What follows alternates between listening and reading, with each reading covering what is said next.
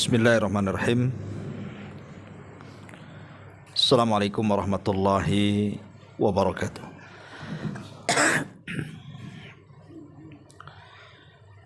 Alhamdulillah wassalatu wassalamu ala Rasulillah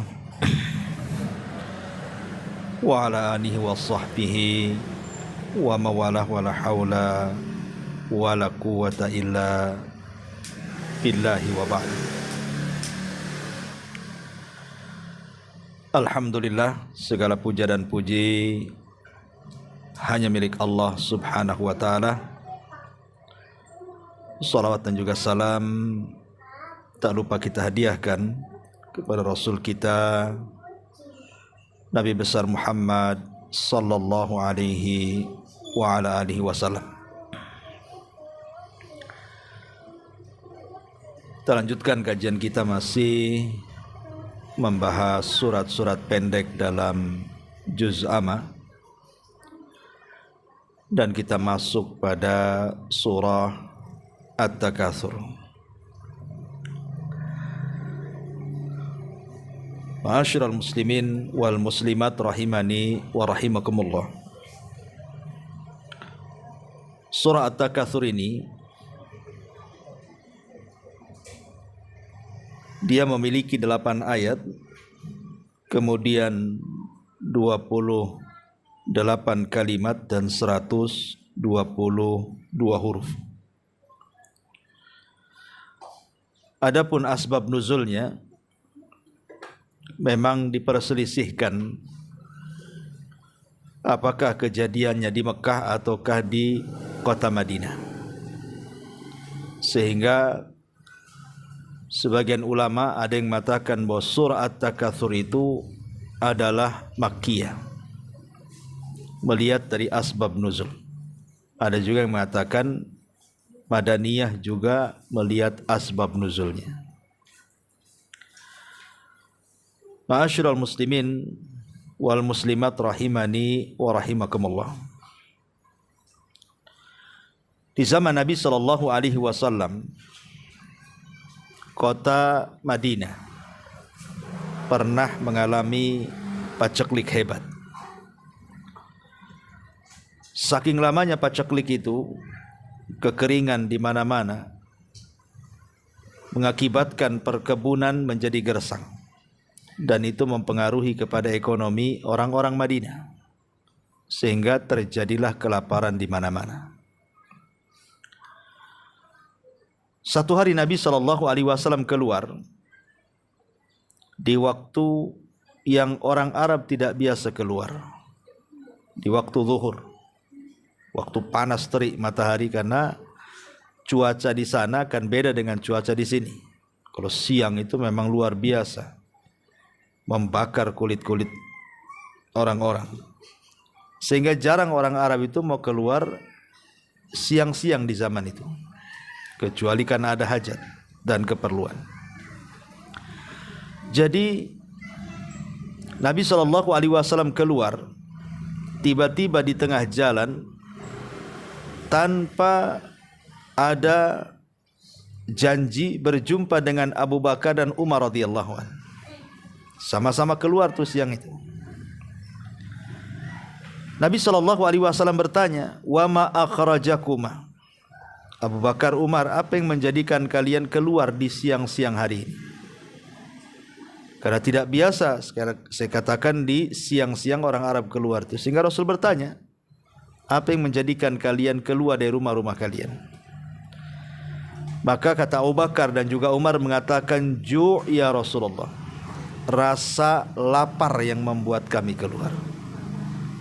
Samalah dengan antum, kalau lapar ya keluar cari bakso, mie ayam, kan itu. Kan di zaman itu belum ada bakso mie ayam. Ya keluar mau cari apa yang bisa kira-kira dimakan. Maka Abu Bakar dan Umar menunjukkan rasa laparnya dengan menyingkap pakaiannya. Karena pakaian orang dulu kan bukan kayak kita gini. Ya pakaian orang dulu ya kayak pakaian ihram begitu. Sehingga kalau membuka bagian perut itu ya tinggal disingkap gini saja kan.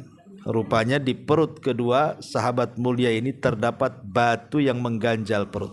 Batunya diletakkan kemudian diikat. Untuk apa? Untuk ngurangi rasa lapar. Ya, kalau orang dulu gitu, kalau lapar maka diletakkan batu di perutnya kemudian diikat. Nah, antum cobalah kayak gitu. Ya, kalau lapar jangan beli bakso, cari batu. Dengan itu. Kemudian diletakkan di perut gitu ya. Kemudian Abu Bakar dan Umar juga bertanya kepada Rasul, "Wa ma akhrajaka ya Rasulullah?" Lah, engkau keluar juga ada apa wahai Rasul, kok keluar siang-siang? Kata Rasul, sama yang membuat kalian keluar itu juga yang membuat aku keluar. Artinya sama-sama lapar. Rupanya ketika disingkap, batu yang ada di perut Nabi itu bukan satu tapi dua. Rupanya Rasul lebih lapar dibandingkan Abu Bakar dan Umar. Lihat, seorang Nabi dan Rasul kelaparan. Kita pula gitu ya, kadang-kadang buang-buang makanan. Akhirnya kemudian Nabi SAW mengajak Abu Bakar dan Umar untuk bertandang ke salah satu rumah sahabat Ansar namanya Abu Haytham ibn Tihan radhiyallahu anhu. Itu dikenal orangnya dermawan. Tapi masalahnya jaraknya jauh karena ada di perbatasan Madinah. Berangkatlah Nabi SAW dan juga Umar serta Abu Bakar Siddiq radhiyallahu anhuma ke rumah Abu Haytham ibn Tihan ini. Sesampainya di rumah Abu Haytham ibn Tihan ini, rupanya tidak didapati Abu Haythamnya, yang ada istrinya. Rupanya Abu Haytham sedang mencari air bersih, karena di zaman itu memang air sulit. Untuk mendapatkan air bersih itu sulit sekali, apalagi kan musim paceklik, sehingga harus mencari air bersih untuk minum. Lah, sebagai adab tamu, tentu Rasul sallallahu alaihi wasallam tidak mau masuk ke rumah karena tidak ada suaminya, sehingga Rasul nunggu di luar. Setelah beberapa waktu, rupanya datanglah Abu Haytham ibn Tihan ini membawa air bersih. Kemudian diberitahu oleh istrinya bahwa kita kedatangan tamu Rasul, Abu Bakar dan Umar. Tentu terperanjatlah Abu Haytham ibn Tihan ini. Kenapa? Tidak ada tamu yang lebih istimewa dibandingkan tiga manusia mulia ini. Siapa lagi yang lebih mulia dibandingkan Rasul, dibandingkan Abu Bakar dan Umar? Ini tamu yang sangat istimewa, luar biasa. Makanya karena melihat tamunya sangat istimewa, akhirnya kemudian Abu Haytham pun langsung mengambil pisau untuk menyembelih seekor kambing. Ketika kemudian dia hendak mengambil kambing, yang kebetulan kambing itu beranak, artinya mengeluarkan air susu. Sebab kalau tidak punya anak kan tidak keluar air susunya. Maka Nabi SAW mengatakan kepada Abu Haytham itu, "Iyyaka wal halib." Jangan kau sembelih kambing itu, katanya. Kenapa? Karena ini kan musim paceklik, susah air. Kau bisa memerah susunya, bisa diminum. Jangan kambing yang itu, katanya. Kambing yang ini saja. Kemudian Rasul mengisyaratkan kambing kurus. Maka setelah disyaratkan Rasul, akhirnya kemudian Abu Haytham pun menyembelih seekor kambing. Lihat bagaimana adab Nabi SAW sebagai tamu.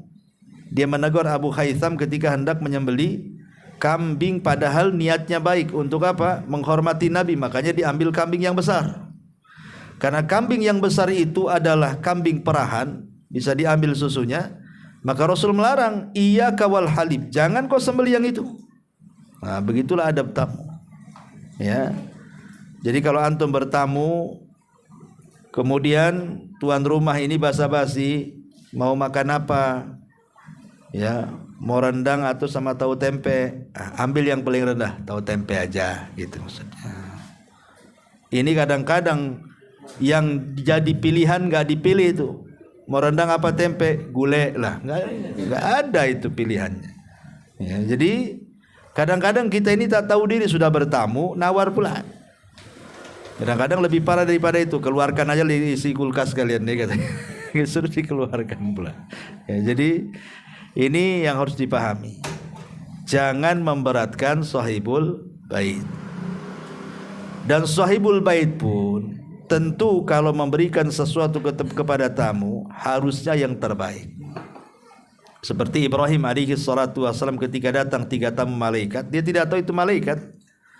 Langsung dia sembelih anak sapi gitu kan, atau anak unta, karena ingin memberikan yang terbaik kepada tamu-tamunya.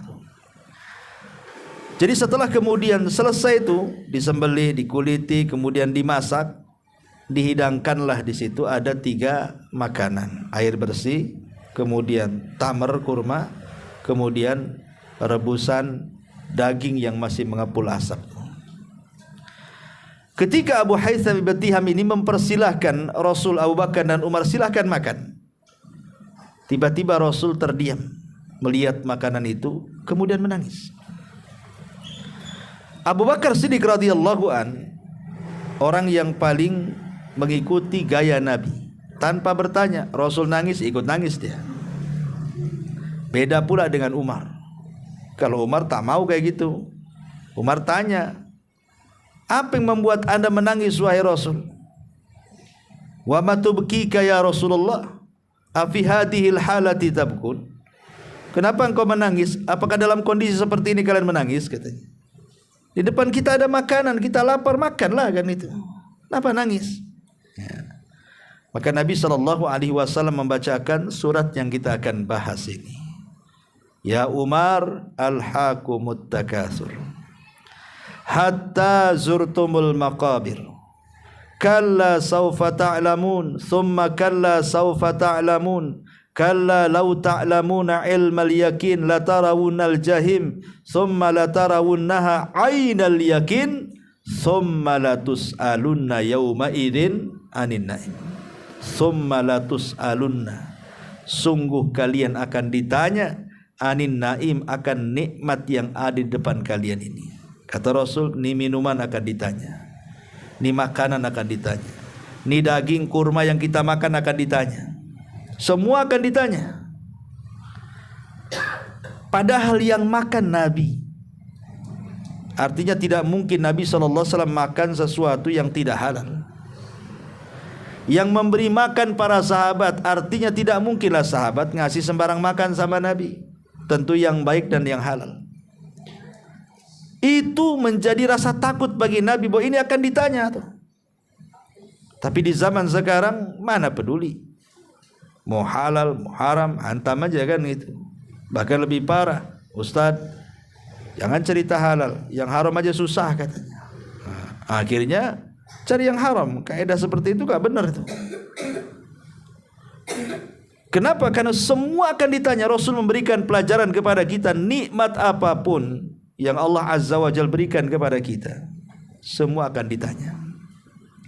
Dan Allah mengatakan, la in syakartum la azidannakum wa la in kafartum inna adzabi lasyadid. Kalau kalian mensyukuri nikmatku, ku tambah. Kalau kalian kufur dengan nikmatku, azabku yang pedih sudah menunggu kalian. Kalau kita lihat negara-negara di luar, contoh saja Somalia. Negara Somalia itu dulu negara kaya. Sampai orang itu kan terkenal peternakannya, kambing itu di mana-mana. Bahkan orang yang beli kambing itu terkadang apa? Dibuang kepalanya, dibuang kulitnya, dibuang kakinya, dibuang dagingnya, hanya diambil hatinya saja. Sampai tingkat seperti itu, dibuang semuanya. Hanya untuk diambil hatinya saja. Nah, ini kan mencampakkan nikmat kan begitu. Ketika kemudian mereka membuang-buang nikmat Allah Azza wa Jal, lihat sekarang Somalia menjadi negeri miskin. Konflik perang di mana-mana. Libanon itu dulu negeri kaya. Bahkan kitab-kitab dunia itu, kitab-kitab para ulama itu dicetak di mana? Di Libanon, Beirut. Itu tempat percetakan kitab tuh zaman dulu. Kalau kita mencari kitab ulama itu pasti cetakan Beirut tuh, Libanon. Ya. Itu negeri kaya dengan buah-buahan, kaya dengan biji-bijian, kaya dengan makanan. Tapi banyak orang yang membuang-buang makanan, membuang-buang buah-buahan. Ya, tidak bersyukur kepada Allah Azza wa Jalla. Akhirnya sekarang lihat menjadi negeri miskin kan. Konflik juga, perang juga di Libanon tuh. Tapi lihat sebaliknya negeri Saudi. Dulu negeri miskin Saudi itu. Tapi karena penduduknya bersyukur kepada Allah Subhanahu wa taala, apa yang tidak ada di Saudi coba? Semua ada. Walaupun tidak ada satu pokok buah-buahan pun di Saudi itu. Tapi kalau masuk pasar, apapun buah-buahan ada, yang tidak ada di sini ada di sana. Yang ada di sini sudah belum tentu ada di sana. Itulah kalimat la in syakartum la azidannakum. Kalau kalian syukur kami tambah. Makanya Allah Subhanahu wa taala mengatakan fa kafarat bi an umillah fa adzaqahum libasal ju' wal khauf. Ketika mereka kufur dengan nikmat-nikmat Allah, akhirnya Allah kuasakan kepada mereka rasa lapar dan ketakutan. Ya. Makanya apapun nikmat yang Allah berikan kepada kita, syukuri. Sekecil apapun nikmat, syukuri. Karena itu penambah daripada nikmat Allah yang lainnya. Ini asbab nuzul surah At-Takatsur. Baik, kita masuk pada ayat per ayat. Allah Subhanahu wa taala mengatakan alhaakumut takatsur. Telah melalaikan kalian at-takatsur. Berlomba-lomba dalam mengejar dunia at-takatsur. Ada yang mengatakan bahwa dahulu di zaman jahiliyah ada kabilah Sahmin, itu selalu berseteru dengan kabilah Abdi Manaf. Abdi Manaf ya kabilahnya Nabi, ya, karena Rasul itu turunan Abdi Manaf. Abdi Manaf punya anak Hashim, Hashim punya anak Abdul Muttalib, Abdul Muttalib punya anak Abdullah, Abdullah punya anak Nabi, ya. Berseteru dengan Bani Sahmin tuh. Apa seterunya? Saling membangga-banggakan keturunan. Nah, itulah tradisi jahiliyah. Nabi mengatakan apa? Arbaun min amril jahiliyati la yatrukuhun al-fakhru bil ansab, al-fakhru bil ahsab, al-fakhru bil ansab wa ta'nu fil ahsab. Al-fahru bil ahsab wa ta'nu fil ansab. Ya. Kata Nabi SAW, ada 4 perkara, termasuk perkara jahiliyah, kalian sulit untuk meninggalkannya. Salah satunya kata Rasulullah apa? Bangga dengan ahsab. Ahsab itu kakek buyut ke atas, ataupun mencela nasab, anak ke bawah. Ya. Ada yang mengatakan ahsab itu artinya berbangga-bangga dengan kakek buyut. Itulah orang-orang Arab jahiliyah itu begitu. Jadi mereka memperbanyak menyebut nama kakek buyut mereka yang luar biasa, dan mengatakan, lihat, kami ini keturunan orang-orang hebat. Si Anu nih kakek buyut kami pernah jadi menteri, pernah jadi penguasa, pernah jadi presiden, pernah jadi pengusaha, pernah jadi bos. Oh, disebutkan tuh. Bani Abdi Manaf nggak mau ketinggalan juga. Kakek kami juga sama. Ya, ada juga yang jadi menteri, ada yang jadi wali kota, ada yang jadi gubernur, ada yang jadi ini. Nanti dibanyak-banyakin. Kalau masih kurang banyak, mereka akhirnya datang ke kuburan. Nanti dihitung kuburannya tuh. Tuh kuburan itu kuburan si Anu tuh. Itu kuburan mantan wali kota tuh. Yang satunya tuh gubernur, yang satunya tuh menteri keuangan, yang satunya menteri kelautan, yang satunya, itu semua dihitung tuh. Hatta zurtumul maqabir, sampai datang ke kuburan, ngitung-ngitung kuburan. Apa coba ngitung kuburan? Dalam Islam ini nasab itu loh tidak ada gunanya. Ujung-ujungnya semua manusia itu paling mentok ke Adam. Walaupun yang ngaku turunan Nabi yang disebut dengan Habib, ataupun kita yang bukan keturunan Nabi yang bukan Habib, kalau diurut itu sampai ke Adam semuanya, ya kan? Semua sampai ke Adam. Baik Habib sampai kepada Rasul, Rasul sampai ke Adnan, Adnan sampai ke Ismail, Ismail ke Ibrahim, Ibrahim ke Nuh, sampai ujung-ujungnya Adam juga. Kita juga sama, ujung-ujungnya Adam juga. Lah Adam dari mana? Dari tanah. Ya. Wa Adam min turab, dan Adam itu dari tanah, ujung-ujungnya kembali ke tanah. Lalu apa yang dibanggakan? Makanya Nabi SAW mengatakan, man batta'a bihi amaluhu lam yusri' bihi nasabuhu, siapa yang lambat amalnya tidak mungkin dikejar nasabnya. Fatimah ini kurang apa? Putri Nabi, langsung anak Nabi Fatimah itu. Tapi Nabi SAW mengatakan, ya Fatimah binta Muhammadin salini ma syi'ti la ugni anki minallahi syai'a. Fatimah, kalau urusan dunia minta, apapun yang kau minta aku kasih. Tetapi urusan akhirat, kata Rasul, la ugni anki minallahi syai'a, aku tidak bisa menyelamatkan kamu. Yang menyelamatkan kamu ya amalan kamu, nggak ada urusan denganku. Karena pada hari kiamat itu fala ansaba bainakum yaumaidin, nasab itu terputus pada hari itu. Nggak ada lagi yauma yafirrul mar'u min akhi wa ummihi wa abi wa sahibatihi wa bani likulli imri'in yauma idzin sya'nun yughni. Saudara lari dari saudaranya, orang tua pasangan lari dari pasangannya, kemudian orang tua lari dari anak-anaknya, dan begitu seterusnya. Siapa yang menyelamatkan pada hari kiamat? Amal, bukan nasab. Ya, amal bukan nasab. Makanya saya heran kadang-kadang ada orang yang merasa turunan Nabi itu bangganya luar biasa, sampai sombongnya, naudzubillah, sampai sombongnya tingkat dewa, ya, sampai ke langit tuh sombongnya itu. Merasa turunan Nabi itu aja disebut-sebutkan gitu. Kita tidak menafikan bahwa keturunan Nabi Muhammad SAW itu ada kemuliaan. Bahkan kita mencintai mereka itu sebuah ibadah. Mencintai ahli bait itu sebuah ibadah. Kita tidak membenci mereka, justru kita beribadah dengan cara mencintai mereka, kan dapat pahala. Ya. Tetapi bagi anda yang merasa ahlul bait, gabungkanlah dua kemuliaan. Kemuliaan sebagai cucu cicit Nabi dan kemuliaan dengan takwa. Dan takwa itulah barometer kemuliaan seluruh manusia, mau turunan Nabi mau bukan. Karena Allah yang mengatakan inna akramakum indallahi atqakum. Orang yang paling mulia di antara kalian itu orang yang bertakwa. Kata Rasulullah, fadla bainal arabi wal a'jam walal aswad alal ahmar illa bitaqwallah. Gak ada beda, anda mau orang Arab, mau bukan Arab, mau hitam, mau putih, mau merah, semua ditentukan dengan takwanya.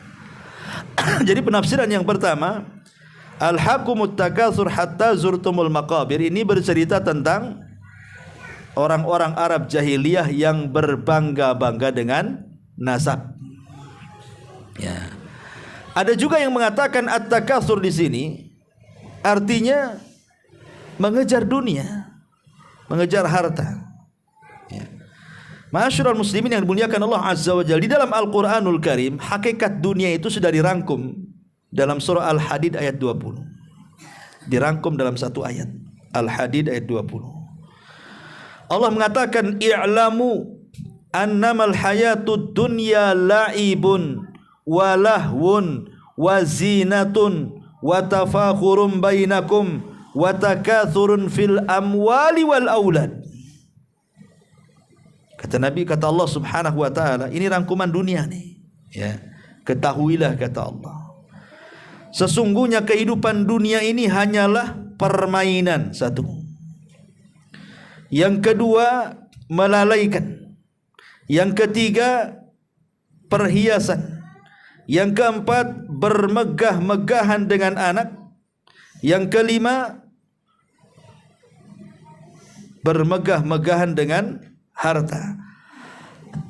Berarti di sini laibun walahwun wa zinatun wa tafakhurum bainakum wa takatsurum fil amwali wal aulad. Oh, berarti 6. Ya. Jadi yang pertama laibun, main-main. Yang kedua lahwun, melalaikan. Yang ketiga zinatun, hanya perhiasan. Yang keempat berbangga-bangga, tafakhur. Kemudian yang kelima mengumpulkan harta banyak-banyak, dan yang keenam berbangga dengan anak. Ini rangkuman dunia nih. Ya. Jadi dunia ini hanya sebatas pertama apa? Lahun, main-main. Main sana, main sini, ngabisin waktu kan itu ya. Jalan sana, jalan sini, nggak ada faedahnya. Nah, itulah lahun. Kadang-kadang nyanyi nggak jelas, suara krebek aja nyanyi. Kan itu. Kadang-kadang dihabiskan waktunya tidak ada faedahnya, itulah main-main. Ya. Ataupun Yang kedua lahwun, melalaikan. Main bola sampai lupa sholat. Kan itu ya. Kemudian jalan ke sana, jalan ke sini, lupa ibadah. Lalai, ya. Ataupun zinatun, hanya bangga-banggaan saja. Bangga rumahnya bagus, mobilnya bagus, kendaraannya bagus, tanahnya banyak, bangga-bangga saja, ya. Ataupun tafakhur, bermegah-megahan dalam rangka merendahkan orang. Kemudian selebihnya mengumpul-ngumpulkan harta, kemudian memperbanyak keturunan dan berbangga dengan keturunan. Itulah rangkuman dunia. Kata Allah, alhaqumut takatsur.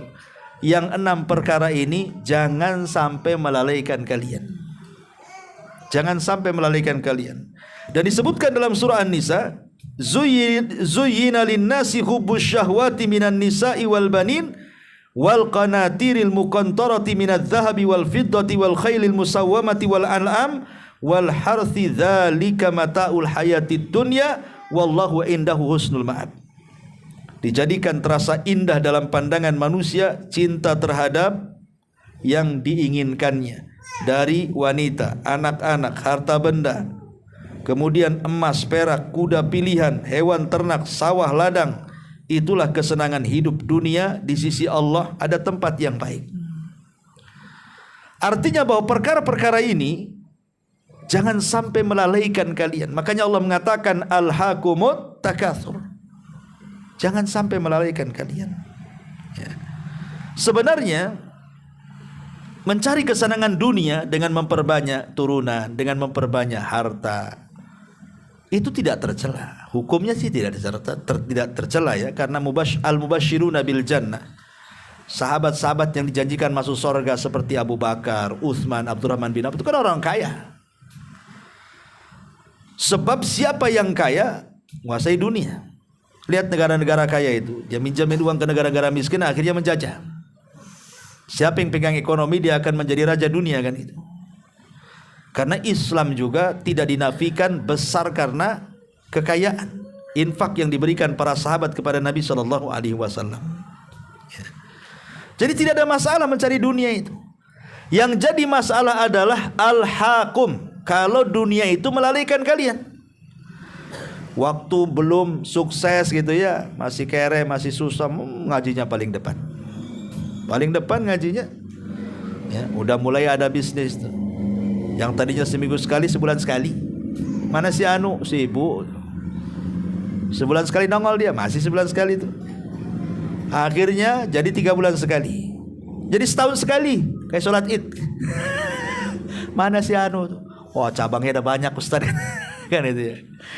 Kalau lagi miskin, sholat tuh paling depan safnya itu, paling depan dia. Ya, belum diberikan kekayaan, mulai ada bisnis, ada tawaran dunia, mulai seminggu sekali Jumat aja nongol. Jumat aja nongol, coba kan. Akhirnya apa? Jumat pun tak ada. Mana si Anu, Jumat kok tak ada? Lagi safar tak ada Jumat. Rukhsah ya kan, sholat zuhur saja. Akhirnya ngilang, rupanya pindah perumahan, udah di elit perumahannya, nggak satu kampung lagi dengan dia. Kaya, ngapain pula kan itu? Udah hilang, tak nongol-nongol. Ketemu aja udah las-las saja tuh, la salam wala kalam gitu. Ya, kan masalah ikhwan. Ini kalau kekayaan hal al-hakum ini melalaikan kalian, ini yang dilarang dalam Islam. Karena sering saya ulang-ulang sama antum, hakikat kekayaan ini at-tajmi' wa tafriq, kata ulama. Kita ini capek ngumpul, habis itu kita tinggalkan. Coba betapa banyak orang yang dari masa remaja kemudian dewasa, mulai dia bekerja, panting tulang dia kerja itu. Tidak kenal pagi, tidak kenal siang, tidak kenal sore, tidak kenal malam. Keringat dicucurkan, kepala di atas, ya betul kepala di atas, ya. Kepala di bawah, kaki di atas, mungkin bahasanya seperti itu. Saking rajinnya bekerja, akhirnya cita-citanya betul-betul Allah kabulkan. Ingin rumah, punya rumah. Ingin kendaraan, punya kendaraan. Ingin tanah luas, punya tanah luas. Ingin rekeningnya gendut, semua gendut. Bahkan 230 rekening ada di bank, umpamanya kan. Saking banyaknya duitnya. sudah tua, udah lelah, udah nggak bisa lagi bisnis. Tinggal menikmati hasilnya, kena stroke. Kena stroke. Jangankan lagi ingin lihat taman di depan rumahnya, ya kan? Ingin menikmati apa yang sudah dibangun, ya. Untuk bergeser 1 senti aja orang stroke itu susah, kecuali digeser orang. Lalu apa kekayaan dikumpulkan kalau dia tidak bisa menikmati? Itu masih hidup, masih mendingan. Lah kalau habis stroke mati, ya kan? Lalu apa yang dinikmati? Dia kumpulkan dari masa muda, sudah kaya ditinggalkan. Akhirnya jadi rebutan ahli warisnya, si anu sekian persen, si anu sekian persen, si anu sekian persen. Ini orang yang mati dalam kubur mengatakan apa? Laula akhartani ila ajalin qarib fa asaddaqa wa aku minas salihin. Duhai dulu aku masih hidup, tolong ya Rob, walaupun sesaat gak apa-apa aku hidup ke dunia itu, aku akan sedekahkan tuh harta-hartaku itu. Jadi orang yang mati yang membawa harta itu, dia berkeinginan hidup lagi, ingin dibagikan pula hartanya. Tetapi kan mustahil harta itu jadi milik ahli warisnya, kan begitu. Begitulah dunia, dikumpulkan bisa ditinggalkan. Jadi buat apa kemudian melalaikan kehidupan akhirat bagi kita dengan seperti itu? Pada Rasul mengatakan, maluka ma akalta fa afnaita wa ma labista fa ablaita wa ma tasaddaqta fa abqaita, kata Rasul. Hartamu, kata Rasulullah, yang kau makan habis ludes, yang kau pakai usang juga. Pakaian kita yang umur 50 tahun atau bisa pakai sekarang, usang nggak bisa dipakai lagi. Itulah dunia, ada batas waktunya. Tapi yang tidak ada batas waktunya, kata Rasul, wa ma tasaddaqta fa abqaita, apa yang kau sedekahkan, nah itulah yang mengalir. Ya, idza mata ibnu Adam in qata'a amaluhu illa min thalathin sadaqatin jariyah. Harta yang mengalir. Jadi kalau harta melalaikan itu yang membahayakan, karena semua akan ditanya. 2 lagi pertanyaannya, min aina iktasabahu wa fima anfaqu, dari mana, kemana kau belanjakan, dari mana dan kemana, itu akan ditanya tuh. Tapi kalau seandainya kekayaan yang kita kumpulkan itu tidak melalaikan, subhanallah. Saya kenal satu orang kaya di Yaman itu, kaya sekaya-kayanya. Saya tidak pernah melihat orang kaya sekaya dia itu. Punya bank, namanya Bank Tadhamun. Bisnisnya menggurita di mana-mana. Tapi subhanallah, udah tua, bersih orangnya, tidak pernah meninggalkan puasa Senin Kamis, tidak pernah meninggalkan qiyamul lail. Bahkan setiap jam 3:30 subuh dia duduk di meja itu. Setiap malam kalau dia tidak safar, paling sedikit 100-200 orang itu ngantri bawa proposal. Anak saya sakit, tolong sumbang. Anak saya butuh untuk sekolah, tolong sumbang. Saya kelaparan, tolong sumbang. Itu bukan sedikit yang dikasih. Dia cuma ngasih tanda tangan, tolong ambil di bank. Dan saya saksikan sendiri dengan kedua mata saya. Daerah Taiz, Yaman, kaya tapi subhanallah ibadahnya luar biasa. Senin Kamisnya tidak pernah tinggal, qiyamul lailnya tidak pernah tinggal, dan dia hafal Quran. Hafal Quran. Setiap jam 2:30 dia simaan, dia menghafal, didengar sama anak buahnya.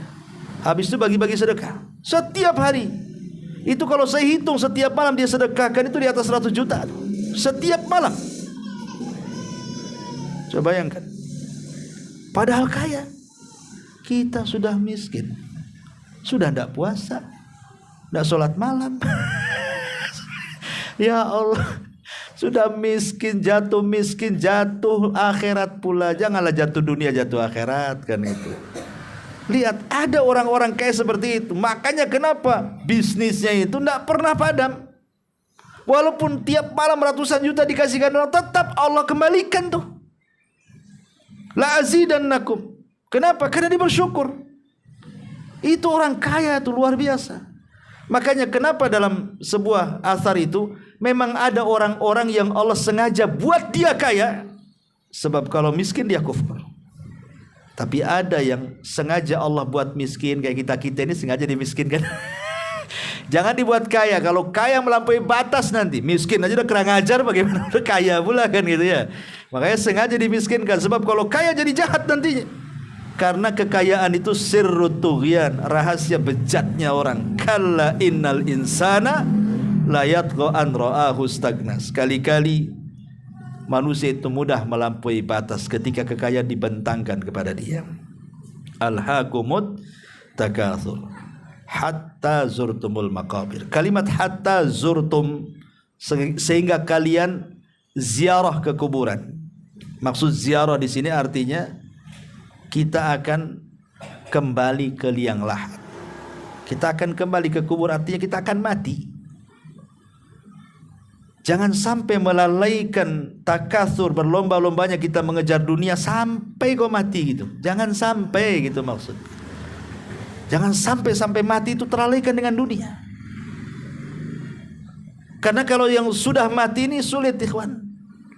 Karena apalah orang mati ini mau diamalkan, apa yang diamalkan orang mati?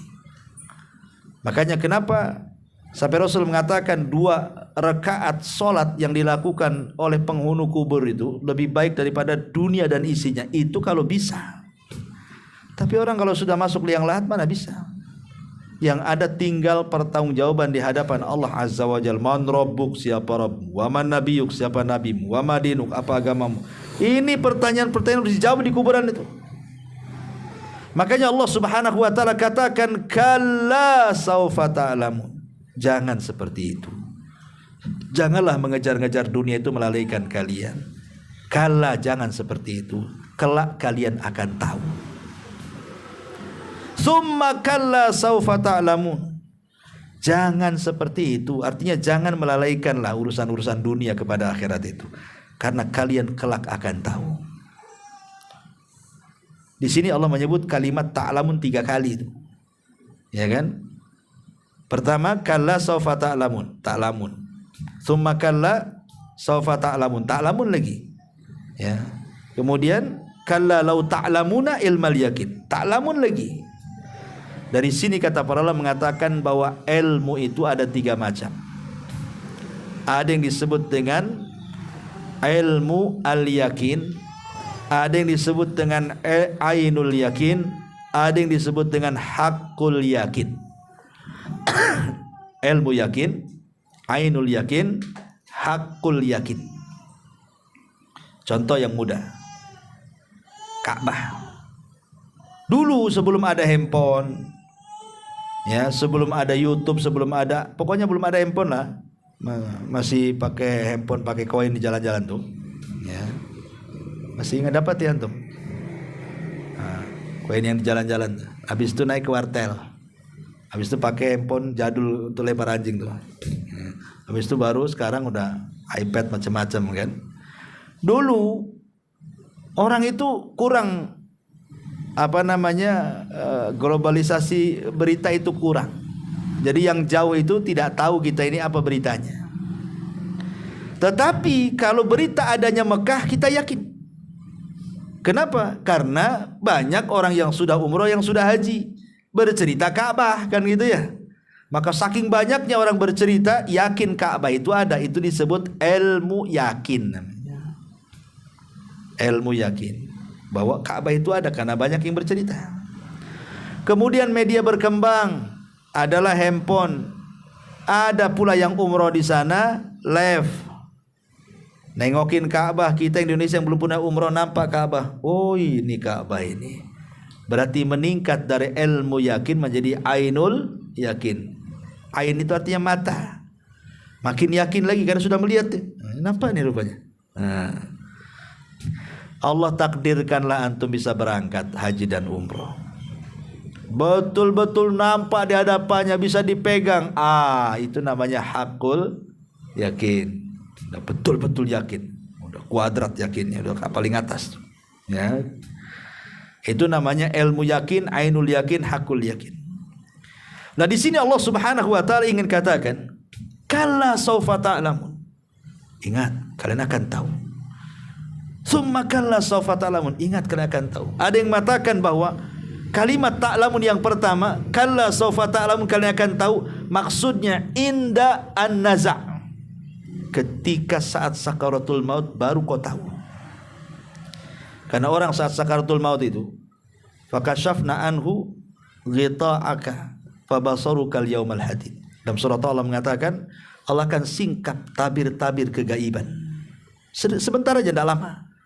Orang ketika dicabut nyawanya itu, maka akan dibuka tabir-tabir kegaiban. Maksudnya apa? Sesuatu yang digaibkan ketika hidup, maka disingkap saat sakaratul maut.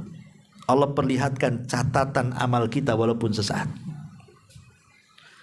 Allah kasih tahu sama Raqib dan Atid, inilah catatanmu. Ya. Dan dia bisa langsung mengetahui mana kebaikan yang banyak ataukah keburukan ataukah sebaliknya. Makanya ekspresi orang yang meninggal tuh macam-macam. Ketika dia membaca kebaikannya lebih banyak, terkadang dia bisa tersenyum, dahinya keringatan, bisa membaca Quran, tahu-tahu mengucapkan la ilaha illallah, dan begitu seterusnya. Karena dia bahagia, husnul khotimah. Tapi ketika melihat catatannya keburukannya lebih banyak dibandingkan kebaikannya, ekspresinya pun macam-macam. Kadang-kadang ada yang menjerit-jerit, tersiksa. Kadang-kadang mengucapkan la ilaha illallah juga tidak mampu. Kadang-kadang nyerocos kemana-mana omongannya, kan gitu. Seperti yang terjadi di zaman Imam Abdul Qayyim itu. Orang itu suka catur. Waktu duhur catur, asar catur, maghrib catur, isya catur. Catur terus. Tidak ada itu zaman dulu catur itu. Di saat sakaratul mautnya disuruh mengucapkan kalimat la ilaha illallah, tidak keluar, yang keluar kalimat-kalimat catur. Ya fulan, qul la ilaha illallah. Apa yang dikatakan? Sekak seter. Sampai terakhir kalimat itu sekak, sekak, sekak, mati dengan kalimat sekak. Itu kan kebiasaan orang kayak gitu. Kata Imam Abdul Qayyim, ada orang yang sibuk di pasar, ya, sibuk jualan, jual kain. Sampai lupa zuhur, asar, maghrib, isya, subuh tuh. Sibuk aja dengan kain dia. Saat kematiannya ditalkin, ya fulan qul la ilaha illallah, wahai fulan katakan la ilaha illallah. Apa yang keluar? Jangan kau tawar sekian, dari sana enggak dapat. Jangan kau tawar sekian, dari sana enggak dapat. Mati dia dengan kalimat itu. Ada juga yang bermuamal dengan riba tuh. Kalau minjam 1 juta balik 1.200.000. Pinjam 1,5 juta balik 2 juta. Sampai mati dia jadi rentenir. Ketika dikatakan kul ya fulan la ilaha illallah, yang keluar gitu saja. Kalau kau pinjam 1 juta, saya kasih 2,5 juta. Kalau kamu pinjam 1 juta, kau harus kembalikan 1.200.000. Kalau pinjam 2 juta, aku kembalikan 2.200.000. Situ sampai meninggal dengan kalimat itu. Jadi maksudnya kalla saufa ta'lamun yang pertama, maksudnya inda sakaratil maut. Kemudian Allah ulang lagi, summa kalla saufa ta'lamun. Maksudnya indal qabri. Ketika sudah masuk kuburan, kalian akan tahu lagi. Tadi seketika sakaratul maut kalian akan tahu akan seperti itu. Baru kalian menyesal sekarang ketika melihat catatan amalmu. Ketika masuk kalian kubur, kalian menyesal lagi. Kalla saufa ta'lamun, summa kalla saufa ta'lamun. Jangan seperti itu, kalian akan mengetahui kelak ketika masuk liang lahat. Disitulah dia mengatakan, laula akhartani ila ajalin qarib fa asaddaqa wa akum minas salin. Ya Allah, kalau kau hidupkan aku sesaat, ku sedekahkan semua hartaku dan aku akan menjadi orang baik, katanya. Tapi Allah mengatakan apa? Kalla innaha kalimatun huwa qailuha. Itu percuma, itu angan-anganmu saja. Mana bisa orang mati hidup lagi? Baru menyesal. Ya, ma'asyiral muslimin, apalagi kemudian harta yang tidak dizakatkan tiba-tiba kemudian akan jadi ular, kan? Disebutkan dalam hadis itu, harta yang tidak dizakatkan itu akan jadi ular yang memiliki taring, memiliki bisa yang menyakitkan dan akan mengatakan akulah hartamu, katanya. Dan dia dililit, dimakan, diterkam dan begitu seterusnya. Na'udzubillah. Sekarang kalian tahu. Kalla saufa ta'lamun. Tsumma kalla saufa ta'lamun. Ini sampai di sini. Artinya ada takdirnya. Kalau seperti itu janganlah kalian melalaikan. Baru setelah itu ada yang mengatakan kalimat baru. Allah mengatakan tsumma kalla saufa ta'lamun. Kalla lau ta'lamuna ilmal yakin. Sekali-kali jangan seperti itu. Engkau akan mengetahui dengan betul-betul keyakinan. Kapan itu? La tarawunal jahim. Di mana neraka jahanam kelak ketika di padang mahsyar akan dihadapkan kepada kalian. Ketika itu mereka mengatakan Rabbana absarna wa sami'na farji'na na'mal salihan inna muqinun. Ya Rabb, ya, kami sudah melihat jahanam, kami sudah mendengar jeritannya, kembalikan kami ke dunia ya Rabb, supaya kami bisa beramal saleh. Kami sudah yakin sekarang. Di dunia kemana saja? Emang gak yakin dengan sedekah? Gak yakin dengan zakat kok sekarang baru yakin? Gak bisa. Ya, lihat bagaimana Allah menakut-nakuti sampai di sini. La tarawunal jahim, summa la tarawunnaha ainal yakin. Kalian akan melihat dengan mata kalian nanti. Baru Allah tutup dengan kalimat summa la tus'alunna yauma idzin anin naim. Dan kalian akan ditanya pada hari itu tentang nikmat yang pernah Allah anugerahkan kepada kalian. Dan tidak ada nikmat paling besar melebihi nikmat hidayah. Kata Imam Abdul Qayyim, sebesar apapun nikmat yang Allah anugerahkan kepada kita, apakah Anda diberikan harta banyak, diberikan kedudukan tinggi, diberikan keluarga yang baik-baik, istri cantik, suami tampan, anak soleh dan soleha, itu sedikit. Itu nikmat itu belum seberapa dibandingkan nikmat hidayah, nikmat Islam.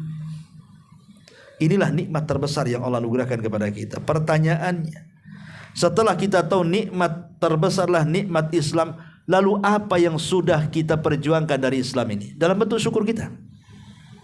Sudah berjuang untuk Islam itu antum, apa yang antum perjuangkan? Lihat para sahabat. Mereka berjuang dengan hartanya, dengan jiwanya, dengan darahnya, dengan waktunya. Pertanyaannya, nikmat yang agung, yang besar, yang kita brojol dari perut orang tua yang muslim, sekarang apa yang kita hadapkan untuk Islam yang merupakan hidayah Allah terbesar itu? Sudahkah kita menghabiskan waktu kita untuk Islam, harta kita untuk Islam, tenaga kita untuk Islam, waktu kita untuk Islam? Diajak kerja bakti ke masjid, tak datang. Itu kayak. Padahal dia nyantai-nyantai di rumah saja. Orang masjid pengumuman, yang ada waktu tolong ke masjid, tetap aja antum tidur. Ya. Padahal jelas-jelas tuh kerja bakti di masjid tuh. Nyumbang tidak, kalau masih malas lah, tapi ini saya kasihlah uang beli gorengan lah sana, masih mendingan lah, harta dia masih keluar tuh. Ini sudah harta gorengan tak keluar, sampot apalagi kan gitu. Malas, ya, ngeritik pula sampai ke masjid, kok tak bersih, kerja bakti apa ini? Dia juga kerja bakti, dia pula ngeritik. Ini orang gak jelas ini kan. Jadi Islam itu agama yang merupakan nikmat. Al-yauma akmaltu lakum dinakum wa atmamtu alaikum nikmati wa raditu lakumul Islam madina. Nikmat besar itu apa yang kita syukuri dari Islam ini? Ya. Ma'asyiral muslimin yang dimuliakan Allah Azza wa Jalla. Dan nikmat-nikmat yang lain juga banyak. Nikmat harta, nikmat keluarga, nikmat pangkat, jabatan, macam-macam nikmat itu. Sudah kita syukuri. Itulah semua akan ditanya di hadapan Allah Azza wa Jalla. Kullukum ra'in wa kullukum mas'ul. Setiap kalian pemimpin dan kalian akan ditanya soal kepemimpin kalian di hadapan Allah Azza wa Jalla. Summa latus'alunna yauma idzin anin naim. Harta kita akan ditanya, keluarga kita akan ditanya, waktu kita akan ditanya, semua akan ditanya. Wallahu a'lam bishawab. Saya kira ini yang bisa saya sampaikan. Ya, singkat-singkat saja. Mudah-mudahan ada manfaatnya.